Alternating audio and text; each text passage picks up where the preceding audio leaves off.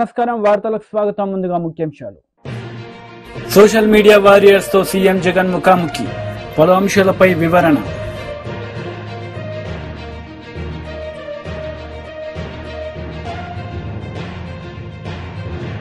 Alampur parliamentary meeting లో పాల్గొన్న మాజీ మంత్రి కేటీఆర్ ఈ సందర్భంగా ప్రసంగం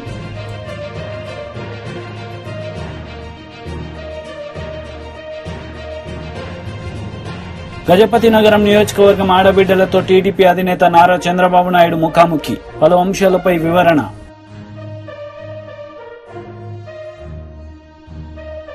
సోషల్ మీడియా వారియర్స్ తో సీఎం జగన్ ముఖాముఖి కార్యక్రమం నిర్వహించారు. ఈ సందర్భంగా వారితో ఆయన మాట్లాడారు. యూట్యూబ్ నెట్వర్క్ ద్వారా కనెక్ట్ అయి ఉన్న వాళ్ళందరికీ కూడా ఇక్కడికి రాలేకపోయినా కూడా మీ అభిమానంలో మాత్రం ఎక్కడా కూడా తక్కువనేది లేకుండా మీ అన్నకు ఈ దాదాపుగా 5 సంవత్సరాల పాటు మనం అధికారంలోకి రాక మునుపుడు నుంచి ఇప్పటిదాకా ప్రతి సందర్భంలోనూ తోడుగా ఉంటూ వస్తా ఉన్న నా చెల్లెమ్మలకు, నా తమ్ముళ్లకు,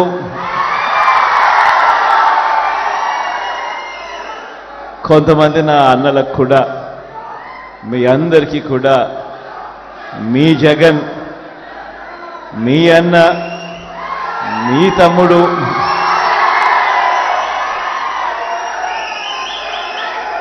పేరు పేరున 2 చేతులు జోడించి శిరస్సు వంచి కృతజ్ఞతలు తెలుపుతా ఉన్నాడు.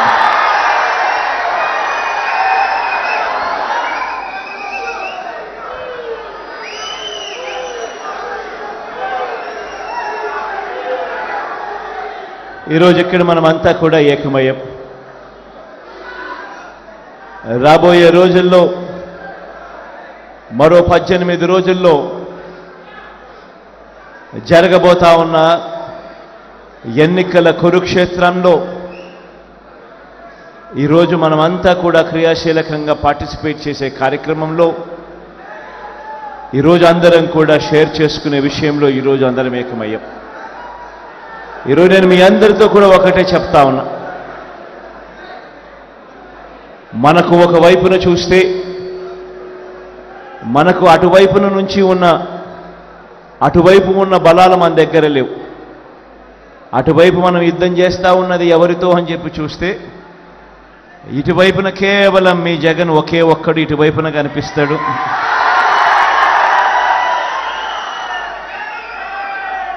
కానీ అటువైపున చూస్తే చాలా గంభీరంగా కనిపిస్తూ ఉంటుంది.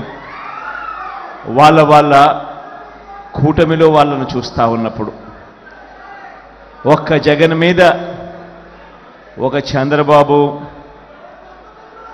ఒక దత్తపుత్రుడు, ఒక ఈనాడు, ఒక ఆంధ్రజ్యోతి, ఒక TV5 వీళ్ళందరూ సరిపోరన్నట్టుగా ఒక బీజేపీ, ఒక కాంగ్రెస్, వీళ్ళందరే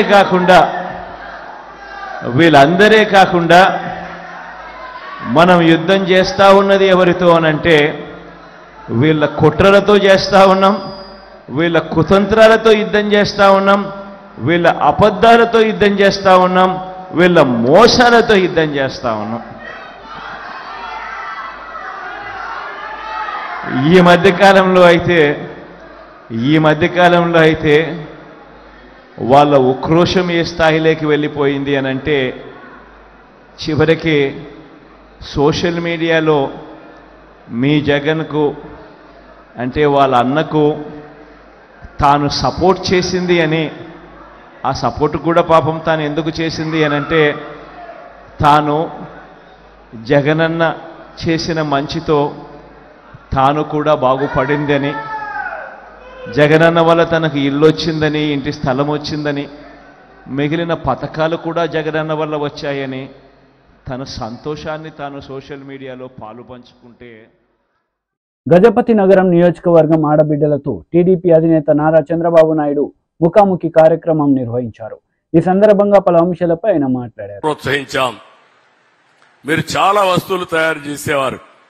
కొంతమంది ఆడబిడ్డలు మలేషియా పంపించాం, ప్రపంచం మొత్తం పంపించాం. మీరు తయారు చేసిన వస్తువులు విదేశాల్లో కూడా అమ్మించిన సందర్భం ఉంది. దాన్ని ఇప్పుడు కూడా డాక్రా బజార్లో పెట్టాం. ఇవన్నీ కూడా చేశాం. నేను ఆ విషయం కూడా మీకు ఒకసారి చెప్తాను. ఉచితంగా ఇంకొక పక్క నేను చెప్పాను, ఎప్పుడో దీపం పెట్టి ఉచిత గ్యాస్ సిలిండర్ ఇచ్చాను. ఆ రోజు ఇచ్చిన తర్వాత రేట్లు పెరిగాయి, నిత్యావసర వస్తువులు పెరిగాయి, గ్యాస్ రేట్లు పెరిగాయి. ఇప్పుడు వాడమే మానేసే పరిస్థితికి వచ్చారు. అందుకే మీ అందరికీ హామీ ఇస్తున్నా, 3 గ్యాస్ సిలిండర్లు ప్రతి సంవత్సరం ఉచితంగా మీకు ఇస్తా. మళ్లీ మీ ఖర్చులు తగ్గిస్తాం, మిమ్మల్ని ఆదుకుంటామని చెప్పి కూడా నేను మీకు తెలియజేస్తున్నాను. ఏమమ్మా నీళ్లు వస్తున్నాయా మీ ఇంటికి అని అడుగుతున్నా. నాగరిక ప్రపంచంలో ఉన్న అందరికీ సెల్ ఫోన్లు ఉన్నాయా లేదా? అందరికీ సెల్ ఫోన్లు ఉన్నాయి, కానీ మంచినీళ్ళు మాత్రం రావు. ఇదేం ప్రభుత్వం నాకు అర్థం కాలేదు. అందుకే హామీ ఇస్తున్నా, ప్రతి ఒక్క ఇంటికి ప్రొటెక్టెడ్ వాటర్ స్కీమ్ ద్వారా, ట్యాప్ ద్వారా మీ ఇంటికి నీళ్లు ఇచ్చే బాధ్యత మాది. 5 ఏళ్లలో అన్ని ఇండ్లు, అన్ని గ్రామాలు పూర్తి చేస్తామని చెప్పి కూడా నేను మీకు తెలియజేస్తున్నా. గవర్నమెంట్ ఆఫ్ ఇండియాలో జల్ జీవన్ మిషన్ ఉంది. వాళ్ళు డబ్బులు ఇస్తున్నారు. ఆ డబ్బులు కూడా వీళ్ళు ఉపయోగించడం లేదు. ఇది చాలా దుర్మార్గం. ఇది కేంద్రం ఇస్తానన్న వీళ్ళ అసమర్థత వల్ల ఆ డబ్బులు ఉపయోగించి నీళ్లు ఇచ్చే పరిస్థితి లేదు. పక్కన తెలంగాణలో అన్ని గ్రామాల్లో అన్ని ఇండ్లకు నీళ్లు ఇస్తే ఇక్కడ నీళ్లు కూడా ఇవ్వలేని అసమర్థుడి ముఖ్యమంత్రి నీళ్లు ఇవ్వలేడు. గాని మీ ఇంటికి డోర్ డెలివరీ ఉంది. మద్యం ఉందా లేదా అని అడుగుతున్నా మిమ్మల్ని. ఎవరు కావాలన్నా మద్యం మీ ఇంటికి పంపిస్తున్నాడు. గంజాయి మాత్రం దొరుకుతుంది, మంచినీళ్ళు దొరికే పరిస్థితి లేదు. అందుకే ఒకే ఒక విషయం మీకు చెప్తున్నా. నా ఆలోచన, నా ఆశయం ఎన్టీ రామారావు గారు ఎప్పుడో చెప్పారు, పేదరికం లేని సమాజాన్ని చూడాలనేది ఎన్టీ రామారావు గారి ఆశయం. నేను అందుకే హామీ ఇస్తున్నా, ఈ రోజు నుంచి నేను ఏ పని చేసినా ఈ పేదవాళ్ల దృష్టిలో పెట్టుకునే పని చేస్తా. మీకు అది కూడా కొంతమందికి అనుమానం రావచ్చు, ఎట్లా చేస్తారని కూడా. మీరు కొన్ని విషయాలు మీరు గుర్తుపెట్టుకోవాలి. 25 ఏళ్లు 30 ఏళ్లకు మునిపైతే, నేను చిన్నప్పుడైతే మా ఊర్లో కరెంటు కూడా ఉండేది కాదు. నేను ఎలిమెంటరీ స్కూల్ ఉన్నప్పుడు అప్పుడప్పుడే కరెంటు వచ్చింది. తర్వాత నేను ముఖ్యమంత్రి అయిన తర్వాత కరెంటు కూడా సరిగా వచ్చేది కాదు. అప్పుడే నేను సంస్కరణ తీసుకొచ్చాను. చాలా మంది నన్ను వ్యతిరేకించారు. అవి తీసుకొచ్చిన తర్వాత ఎక్కడా కరెంటు కొరత లేకుండా చేసిన పార్టీ తెలుగుదేశం పార్టీ. జవాబుదారీతనం తీసుకొచ్చిన పార్టీ తెలుగుదేశం పార్టీ.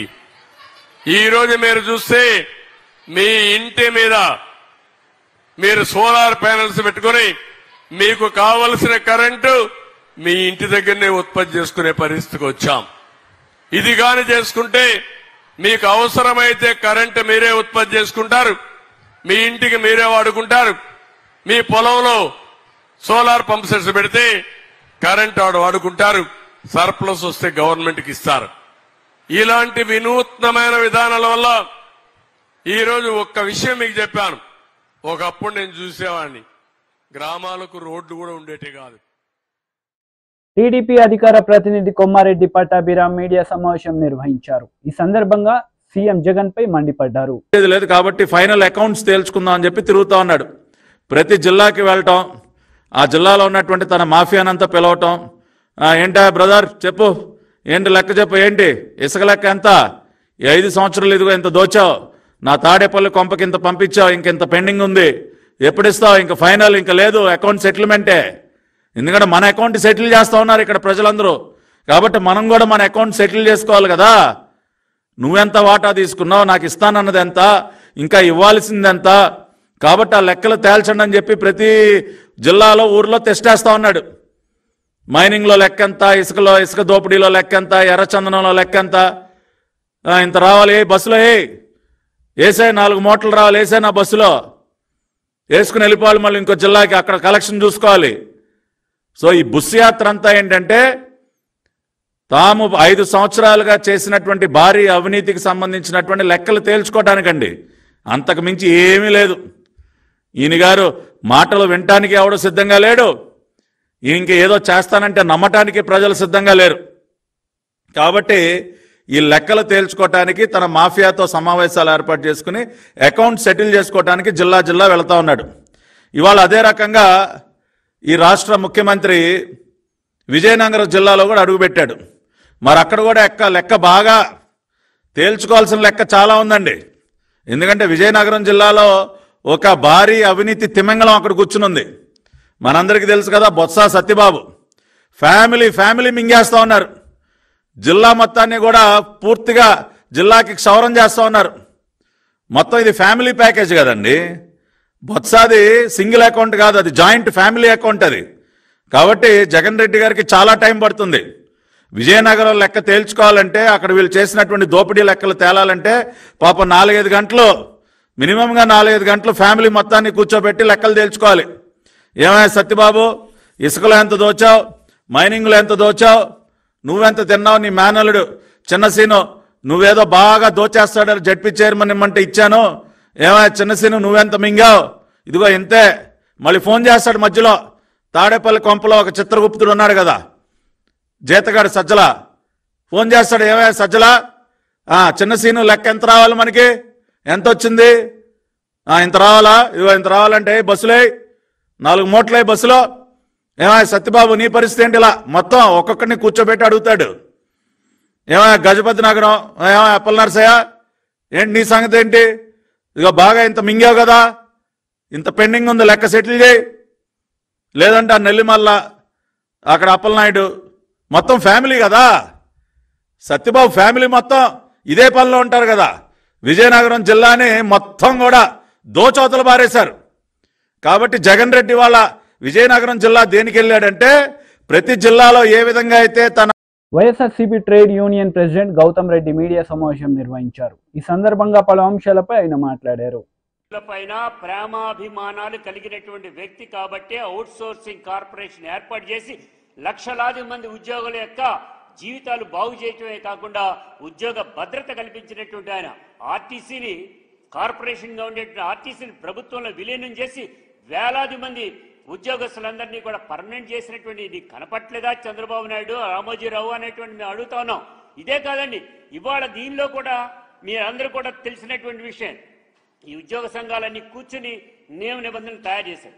అదే గనక కాదు అనుకుని కనుక ఈయన మొత్తాన్ని కనుక కళ్ళు మూసుకుని మొత్తం అందరినీ కూడా చేసినట్లయితే ఇదే రామోజీరావు, ఇదే చంద్రబాబు నాయుడు అడ్డగోలుగా ఇచ్చేశారు, మీ ఇళ్లలో వాళ్ళకు కూడా ఇచ్చారనేటువంటి మాట మాట్లాడుతున్నారు. ఒక ప్రభుత్వ సంస్థలో ఉన్నప్పుడు, ఒక ప్రభుత్వాన్ని నడుపుతున్నటువంటి పద్ధతిలో ఒక నియమ నిబంధనల ప్రకారంగా వెళ్లేటువంటి స్థాయి జగన్మోహన్ రెడ్డి గారికి ఉన్నది కాబట్టి అందరు ఉద్యోగస్తుల్ని ఒప్పించి ఈ రకంగా తీసుకోవడం అనేటువంటి జరిగింది. ఇంకొక చిన్న విషయం చెప్పాలి, ఎస్సీ ఎస్టీ ఉద్యోగస్తులకు సంబంధించినంత వరకు ఆయన మాట్లాడతాడు, వారి ఉద్యోగాలు తప్ప తతిమాయి పర్మనెంట్ చేస్తా ఉన్నారు. కానీ అంటే ఏంటి దాని అర్థం అంటే, ఎస్సీ ఎస్టీ ఉద్యోగస్తులకి ఎవరైతే ఉద్యోగస్తుల పేరు మీద అనౌన్స్మెంట్ జరిగిందో వాటిల్లో కూడా అందరినీ కూడా నియామకం చేయాలనేటువంటి మాట మాట్లాడుతూ ఉన్నాడు ఈ రామోజీరావు గారు, చంద్రబాబు నాయుడు. అసలు వీళ్ళకి బుద్ధి ఉందా? అసలు వీళ్ళు ఏమన్నా భోజనం తింటున్నారా లేదా అనేటువంటి నాకు అర్థం కావట్లా. అశుద్ధం తింటున్నారు కాబట్టి ఈ రకమైనటువంటి రాతలు రాస్తా ఉన్నారు. ఇది సరైనటువంటి కాదు. ఇప్పటికైనా కూడా గ్రహించండి, ఉద్యోగస్తులంటే ప్రేమాతి సేవలు కలిగినటువంటి జగన్మోహన్ రెడ్డి గారు, మున్సిపల్ కార్మికులు 9,000, 8,000తో పనిచేస్తున్నటువంటి వాళ్ళు ఏకదమని వాళ్ళు 21,000 రూపాయలు ఇచ్చినటువంటి ఘనత చంద్రబాబు నాయుడుకి దక్కిందా లేకపోతే జగన్ గారికి దక్కిందా? రోజు మేము అరెస్ట్ అయ్యేవాళ్ళం, రోజు ఉద్యమాలు చేసేవాళ్ళం. చంద్రబాబు నాయుడులో 9,000 నుంచి పెంచేవాడు కాదు.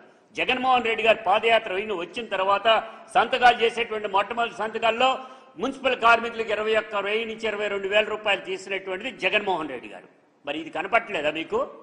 అదే కాదండి, కార్మిక వర్గం ఎక్కడైతే ఉందో, ఎక్కడైతే కార్మిక వర్గం ఆటో డ్రైవర్ల 10,000 ఇస్తున్నారు, దర్జీలా, దోబీలా వారందరికీ 10,000 రూపాయలు ఇవ్వటం అనేటువంటి కార్మికులే కదా వారంతా.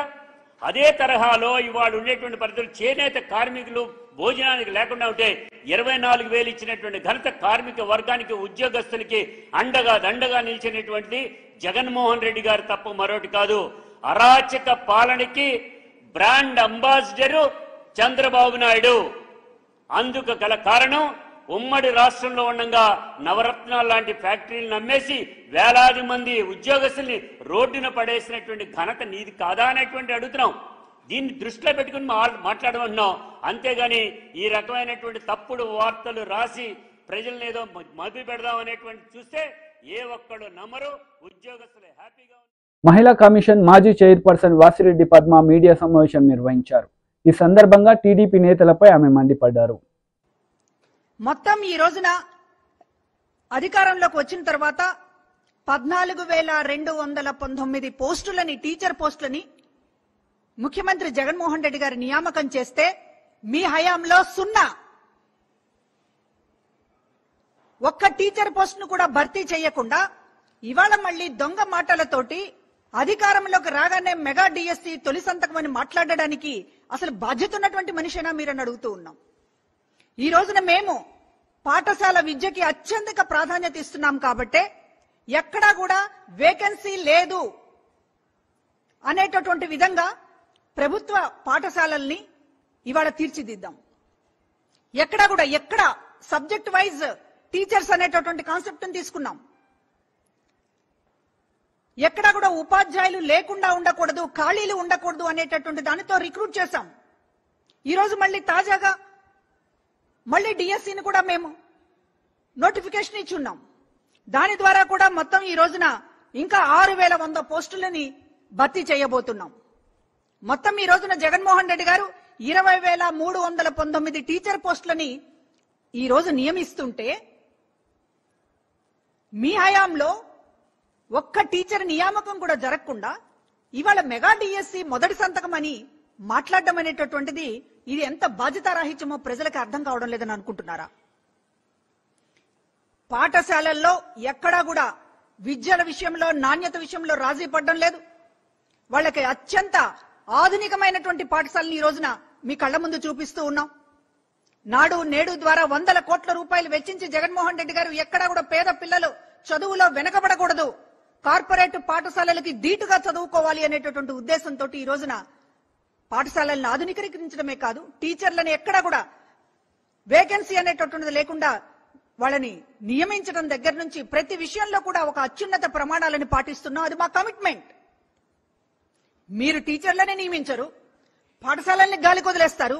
గవర్నమెంట్ స్కూల్స్ అంటే మీకు అసలు అదొక పనికిరానటువంటి స్కూల్స్ కింద మీకు లెక్క. గాలికి వదిలేసి ఇవాళ మమ్మల్ని చూసిన తర్వాత ఇవాళ టీచర్ నియామకాల గురించి, పాఠశాల విద్య గురించి ఈ రోజు మీరు కళ్ళు తెరిచి మాట్లాడుతూ ఉంటే ఇవాళ ప్రజలు నవ్వుకుంటున్నారు. కాబట్టి ఇవాళ మెగా డిఎస్సి మీద తొలి సంతకం అనేటటువంటిది ఎంత బూటకమో, మీ మొదటి సంతకమే బూటకం. అసలు మీ హామీలు 2014 అధికారంలోకి రావడానికి మీరు ఇచ్చినటువంటి హామీలు, మేనిఫెస్టో గురించి ఈ రోజు ప్రతి సభలోనూ జగన్మోహన్ రెడ్డి గారు చెప్తా ఉన్నారు. ప్రజలందరూ కూడా ముక్త కంఠంతో ఒక్కడి కూడా అమలు చేయలేదని చెప్తా ఉన్నారు. రుణమాఫీ దగ్గర నుంచి మీరు చెప్పిన ప్రతిదీ మోసమే. మళ్ళా ఈ రోజు 2024లో అధికారంలోకి వస్తే మొదటి సంతకం మెగా డిఎస్సి అని మాట్లాడుతున్నారంటే మీ మొదటి సంతకమే పెద్ద దగ. మీ మొదటి మాట, మొదటి సంతకం, మీ మొదటి హామీ ఏది కూడా ఈ రోజున. దుబ్బాక మాజీ ఎమ్మెల్యే రఘునందన్ రావు మీడియా సమావేశం నిర్వహించారు. ఈ సందర్భంగా ఇరు పార్టీలపై ఆయన మండిపడ్డారు. చెప్పిండు రఘునందన్ తోటి పెట్టుకోవద్దు, రేవంత్ రెడ్డి గారు నీకంటే 2 ఆకులు చదివి వచ్చినా ఎక్కువ అని. ఇవాళ కూడా అందుకని మంచిగా కలర్ఫుల్ గా పుస్తకాన్ని మంచిగా రాసి కలర్ఫుల్ పుస్తకాన్ని తీసుకొని వచ్చి మీ ఆఫీస్కి పంపిస్తా ఉన్నాం. మీరేం బాధపడకండి. దీన్ని కొరియర్లో మేమే మా సొంత పైసలు పెట్టి పంపిస్తా ఉన్నాం. కవర్ మీద అడ్రస్ కూడా రాసినాం. కవర్ లోపల ఓ పుస్తకం కూడా పెట్టినామన్నా. ఇప్పుడు మీకు చూపించిన ఈ పుస్తకాన్ని బాజాప్తా గౌరవనీయులు శ్రీ ఏ రేవంత్ రెడ్డి గారు, honourable chief minister Telangana, 6th floor CMO secretariat Khairatabad Hyderabad Telangana 5,22,000. ఈ అడ్రస్ కి ఇప్పుడు కొరియర్ ద్వారా పంపిస్తున్నాం. కొరియర్ వల్ల ఎన్నడూ ఎన్ని గంటలకు ముట్టిందో కూడా తీసుకొచ్చి రిసీవ్డ్ కాపీ కూడా అడుగుతామన్నా. బాజాప్తా ఈ పుస్తకాన్ని ఇప్పుడు మీ అందరి సమక్షంలోనే సీల్ చేసి రేవంత్ రెడ్డి గారు ఈ రాష్ట్ర ముఖ్యమంత్రి గారికి పంపిస్తున్నారు. వింటున్నారు అనుకుంటా మా ఇంటెలిజెన్స్ సార్లు. ఈ కవర్ రాగానే వచ్చే ముఖ్యమంత్రి గారు టేబుల్ మీద పెట్టుర్రి. మెదక్కి నరేంద్ర మోడీ గారు ఎన్ని పైసలు ఇచ్చిరో లెక్క చెప్పుండ్రి. లెక్క సమాజ్ కాకపోతే ఒక తెలుగు టీచర్ని అడుగుండ్రి, లేకపోతే ఎకనామిక్స్ లెక్చరర్ని పిలువుండ్రి, మొత్తం టోటల్ చేసుకోండి. ఇవే కాదు, మీ కొడంగల్ అసెంబ్లీ నియోజకవర్గంలో ఉన్నటువంటి ప్రతి గ్రామ పంచాయతీకి డంప్ యార్డ్కి ఇచ్చిన పైసలు, నర్సరీలకు ఇచ్చిన పైసలు, శ్మశాన వాటికలకు ఇచ్చిన పైసలు కావాలంటే ఇంకో పుస్తకం కూడా పంపిస్తా రేవంత్ రెడ్డి గారికి. అందుకని ఒక బాధ్యతాయుత స్థానంలో ఉండి బాధ్యత లేకుండా మాట్లాడి ఏదో బట్ట కాల్చి మీద వారేసిపోతా, నేను ముఖ్యమంత్రిని కదా, నేను ఏది మాట్లాడినా చెల్లుతుంది అనేటువంటి మీ విధానాన్ని నేను తీవ్రంగా ఖండిస్తా ఉన్నాను. మళ్ళీ చెప్తా ఉన్నా, దుబ్బాకలున్న మా గడి కోసం మీరు తొందరగా రావాలని. నా అవసరం లేదు, మా అమ్మ నాన్న అక్కడ మీకు స్వాగతం పలుకుతారు, మంచి తెలంగాణ భోజనం పెట్టి పంపిస్తారు, తొందరగా వచ్చి రిజిస్ట్రేషన్ చేసుకొని పోవాలని ముఖ్యమంత్రి గారిని ఆహ్వానిస్తా ఉన్నాను. మేము మాట్లాడితే మీకు వినడానికి ఇబ్బంది అనిపిస్తూ ఉంది. రమ్మని పిలిస్తే రాలేదు, బస్ వేసుకొని వస్తా అన్నారు.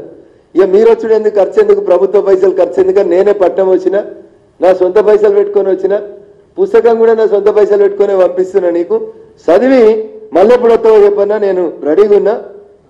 నువ్వు వింటున్నావా, నీ పక్కనున్న తెరెనకాలున్న నీ మిత్రుడు హరీష్ రావు గారు వింటున్నారా, ఇనుమని చెప్పు. ఇది మీ ఇద్దరికి కూడా వర్తిస్తుంది. ఏమిచ్చిండు మోడీ అని మాట్లాడుతున్న హరీష్ రావు గారికి నీకు ఇద్దరికి కూడా ఈ పుస్తకం సమాధానం చెప్తుందని నేను అనుకుంటున్నా. మీరు విన్నా, మీ మిత్రుడు హరీష్ గారు విన్నా, ఇద్దరు కలిసి వచ్చినా నాకేం ఇబ్బంది లేదు. వస్తూ 2 పేపర్లు చదువుకుంటూ వచ్చినా నా కారులో. సెప్టెంబర్ 17వ తారీఖున నిజాం షుగర్ ఫ్యాక్టరీని తెరుస్తా రేవంత్ రెడ్డి. ఇది సెప్టెంబర్ 17 నేను తెలంగాణ విమోచన దినాన్ని అధికారికంగా జరుపుతా అని చంద్రశేఖరరావు గారు స్టేట్మెంట్ ఇచ్చినట్టే కనబడుతుంది నాకు. అధికారంలోకి వచ్చేదాకా ఆయన గట్లే ఇస్తుండే. అధికారంలోకి వచ్చినాక ఎవరు చెప్పిండ్రు భయ్, జూన్ 2వ తారీఖు ఉన్నాక మళ్ళీ సెప్టెంబర్ 17 ఎందుకు అన్నాడు. ఈ సెప్టెంబర్ 17లు, ఈ 15 ఆగస్టులో ఎందుకు వాయిదాలు పెడుతుండో రేవంత్ రెడ్డి గారు చెప్పాలి. ఆల్రెడీ అసెంబ్లీ ఒక హౌస్ కమిటీని వేసింది నిజాం షుగర్ ఫ్యాక్టరీ మీద. ఆ హౌస్ కమిటీ 100 రోజులలో తన నివేదికనిచ్చింది చంద్రశేఖరరావు ముఖ్యమంత్రి ఉన్నప్పుడు. ఆ హౌస్ కమిటీలో అందరినీ సభ్యుల్ని చేసుకుని నివేదిక తెప్పించారు. ఆ నివేదిక అలంపూర్ పార్లమెంటరీ మీటింగ్ లో మాజీ మంత్రి కేటీఆర్ పాల్గొన్నారు. ఈ సందర్భంగా ఆయన ప్రసంగించారు. మీరు రండి, మీకు ప్లానింగ్ బోర్డు వైస్ చైర్మన్ పదవి ఇస్తాము. ఇదివరకు నిరంజన్ రెడ్డి గారు పదవి చేసినారు 2014 నుంచి 19 దాకా. ఆ పదవి మీకు ఇస్తాము, కేబినెట్ ర్యాంక్ ఇస్తాము, మీరు పార్టీలోకి రండి అని అడిగినారు. ఆయన వద్దన్నాడు, నేను రానని చెప్పినాడు. మీరు ఐపీఎస్ ఆఫీసర్గా పనిచేసినారు, మీకు అనుభవం ఉంది, పరిపాలన అనుభవం ఉంది, మీరు వచ్చి పబ్లిక్ సర్వీస్ కమిషన్ చైర్మన్ పదవి తీసుకోండి అని మరొక ఆహ్వానం పంపినారు. నాకు వద్దు, నాకు అధికార లాలస కానీ లాలుచి కానీ లేదు, దాన్ని కూడా వద్దన్నాడు. చివరికి ఆయనకి చెప్పి పంపినారు, మన రాష్ట్రంలో 3 రిజర్వ్డ్ సీట్లు ఉన్నాయి, నాగర్ కర్నూలు ఉన్నది, వరంగల్ ఉన్నది, పెద్దపల్లి ఉన్నది, మీరు ఎక్కడ కోరుకుంటారో అక్కడికి పంపుతాము, మా పార్టీ తరఫున నిలుచుకోండి, డబ్బులు కూడా మొత్తం మేమే ఖర్చు పెడతాము, మీరు మా పార్టీ తరఫున రండి అని ఆఫర్ ఇస్తే అధికారాన్ని కాదని, అధికార పార్టీని కాదని, వాళ్ళ ప్రలోభాలను కాదని, ఇవాళ కష్టంలో ఉండే మన నాయకుడు కేసీఆర్ గారికి అండగా వచ్చిన దీశాలి ఒక ధైర్యవంతుడు మీ అలంపూర్ మట్టి బిడ్డ ఆర్ఎస్ ప్రవీణ్ కుమార్ గారు. నేను తప్పకుండా చెప్తా ఉన్నా ఈ మాట. ఆనాడు ఒక ఉన్నతాధికారిగా, ఏనాడు మత్సలేని జీవితం, అవినీతి ఆరోపణలను ఎదుర్కోలేం. పిల్లలకి చదువు చెప్పాలి, నాణ్యమైన చదువు వస్తే విద్యతోనే వికాసం వస్తుంది, వికాసంతోనే సమాజంలో సమానత్వం వస్తుంది అనే ఒక ఉదాత్తమైన ఆలోచనతో ఒక తరం బాగుపడాలి, ఒక పిల్లలు చదువుకుంటే ఆ తరం, ఆ కుటుంబం మొత్తం బాగుపడుతుందనే ఆలోచనతో కేసీఆర్ గారు గురుకుల పాఠశాలను 1000 గురుకుల పాఠశాలను పెడితే వాటిని సమర్థవంతంగా నడిపి లక్షలాది మంది ఆనిముత్యాల లాంటి పిల్లలను తయారు చేసిన అద్భుతమైన అధికారి మీ అలంపూర్ మట్టి బిడ్డ ఆర్ఎస్ ప్రవీణ్ కుమార్.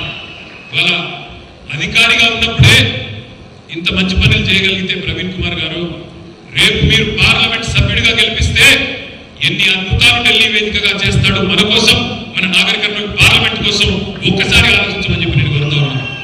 దయచేసి ఇప్పుడే అన్న వెంకటరామరెడ్డి అన్నారు, అలంపూర్ అనేది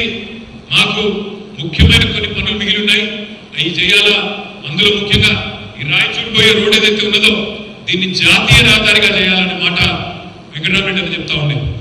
నేను ప్రవీణ్ గారిని కోరుతా ఉన్నా, సోదరుడు వెంకటరామరెడ్డి గారు విశేషమైన రాజకీయ అనుభవం, విశేషమైన ప్రజాభిమానం కలిగిన నాయకుడు. అదేవిధంగా తమ్ముడు విజయ్ కూడా చక్కగా ఈ మధ్యనే ఎమ్మెల్యేగా గెలిచి యువకుడుగా ఉత్సాహవంతుడుగా ప్రజల్లో ఉంటున్న నాయకుడు.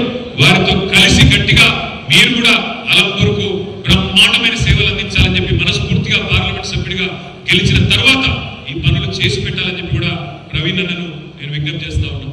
ఇంకొక మాట కూడా నేను కోరుతా ఉన్నాను. ఇవాళ ప్రవీణ్ కుమార్ గారు పార్లమెంట్ సభ్యుడిగా గెలుస్తారు అనే టాకు మనం అభ్యర్థిగా డిక్లేర్ చేసినట్టు నుంచి అయింది. నేను ఇంకొక మాట కూడా చెప్తా ఉన్నాను ఈ సందర్భంగా. గతంలో ఈ నెల 24వ తేదీన బీజేపీ, టీడీపీ, జనసేన ఉమ్మడి అనకాపల్లి ఎంపీ అభ్యర్థిగా నామినేషన్ వేయనున్నట్లు సీఎం రమేష్ చెప్పారు. అనకాపల్లిలో ఆయన మీడియాతో మాట్లాడారు. ఒకసారి అందరికి కూడా మరొకసారి నేను విన్నవించుకుంటున్నాను. అందరూ కూడా భారీగా ర్యాలీలో రావాలని చెప్పేసి తెలియజేస్తున్నాను. రూటు ఎలా వెళ్తుంది? ముఖ్యమంత్రి సిద్ధం సభలో లోకల్ ఎమ్మెల్యేని మాట్లాడించినాడు, క్యాండిడేట్ని, లోకల్ ఎమ్మెల్యే అభ్యర్థిని మాట్లాడించాడు. ఇక్కడ అనకాపల్లి అభ్యర్థిని.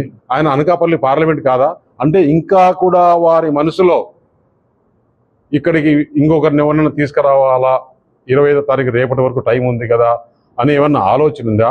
లేదు, నువ్వు మాట్లాడితే నీ ఒరిజినాలిటీ బయటపడుతుంది, పబ్లిక్ చూస్తారని చెప్పేసి నిజంగా మాట్లాడినే లేదా? ఈ రెండింటికి సమాధానం చెప్తే సార్.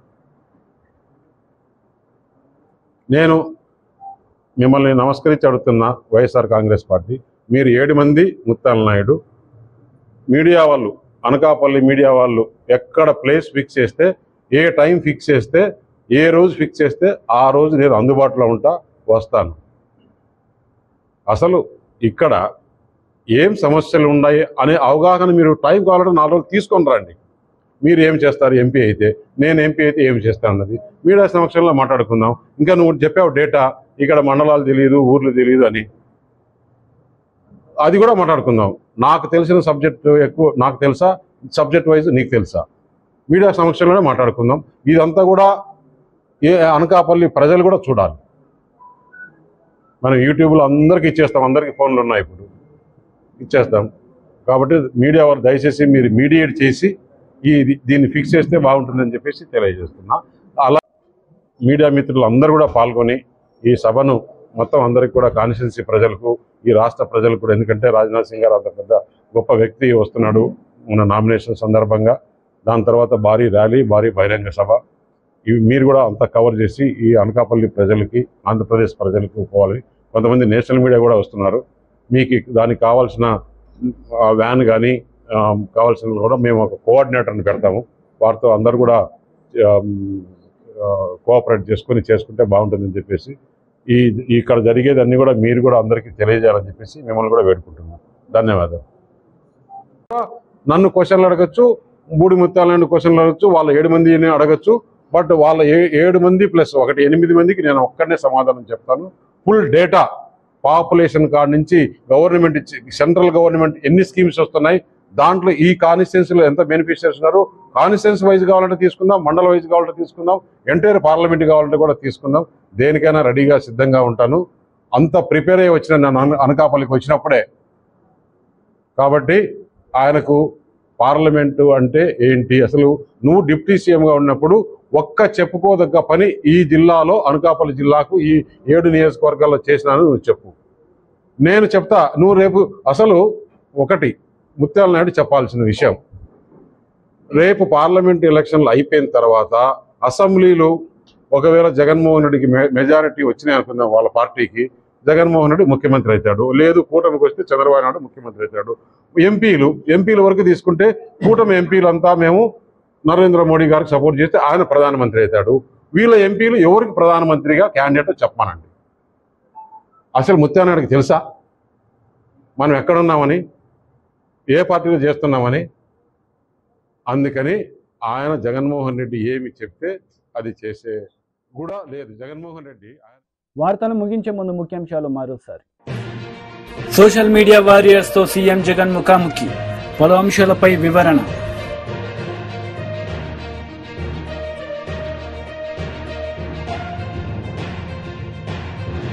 అలంపూర్ పార్లమెంటరీ మీటింగ్ లో పాల్గొన్న మాజీ మంత్రి కేటీఆర్. ఈ సందర్భంగా ప్రసంగం.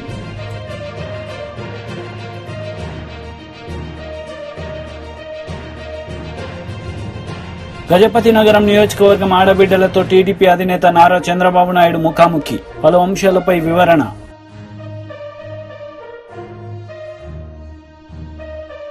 ఈ వార్తలు ఇంతటితో సమాప్తం. తిరిగి ప్రసారమయ్యే వార్తల్లో మళ్ళీ కలుద్దాం. అంతవరకు సెలవు. నమస్తే.